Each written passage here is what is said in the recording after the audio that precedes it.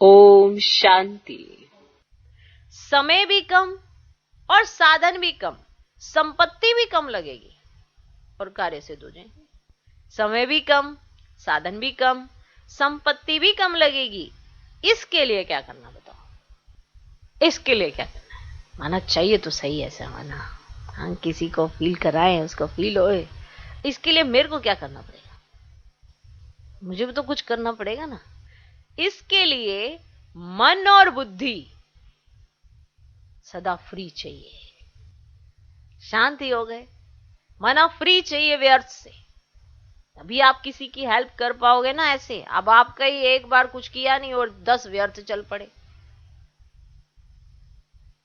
आप गाड़ी चलाई नहीं, अरे ये तो खराब है, ये है, वो है, चलानी शुरू नहीं की और उसके लिए नेगेटिव कर दिया, तो वो भी कई गिरंद में बैठी हुई है, वो भी नहीं चलती।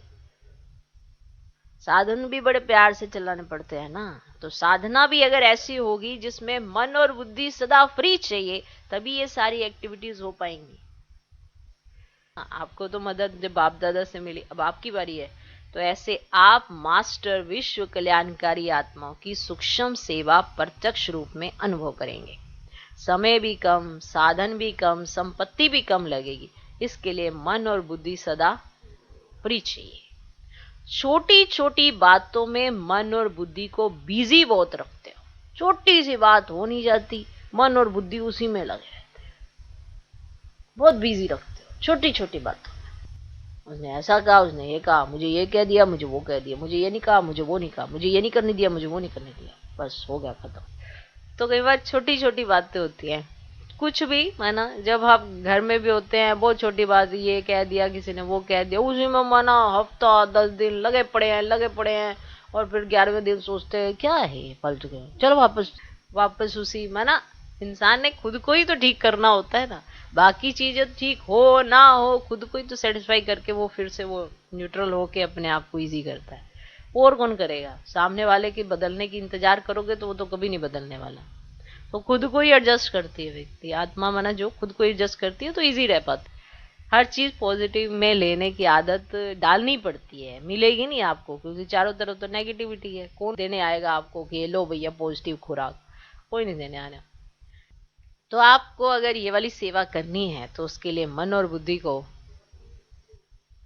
सदा फ्री चाहिए, सदा फ्री चाहिए। छोटी छोटी बातों में मन और बुद्धि को बिजी बहुत रखते हो, इसीलिए सेवा के सूक्ष्म गति की लाइन क्लियर नहीं रहती है।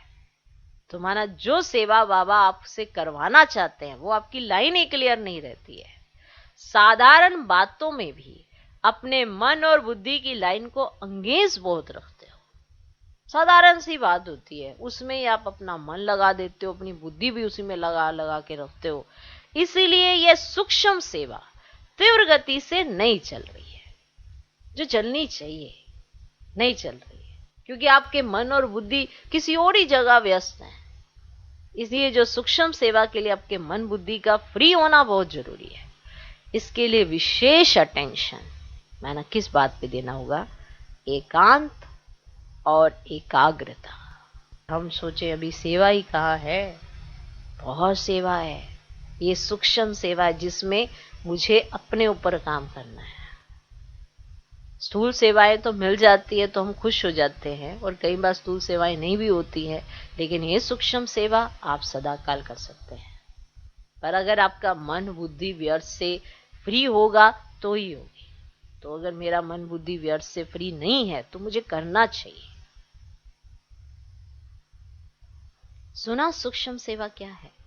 शुभ भावना, शुभ कामना शब्द सभी बोलते रहते हैं, लेकिन इसके महत्व को जान प्रत्यक्ष रूप में आने से अनेक आत्माओं को प्रत्यक्ष फल की अनुभूति कराने के निमित्त बनो। ऐसे तो हम सभी, हमारी ना शुभ भावना शुभ कामना है तुम्हारे प्रति, ये तो सभी बोलते हैं, लेकिन इसका प्रत्यक्ष रूप आपने देख लिया। इस तरह से अनेक आत्माओं को प्रत्यक्ष फल की अनुभूति कराने के निमित्त बनो। अच्छा, ओम शांति।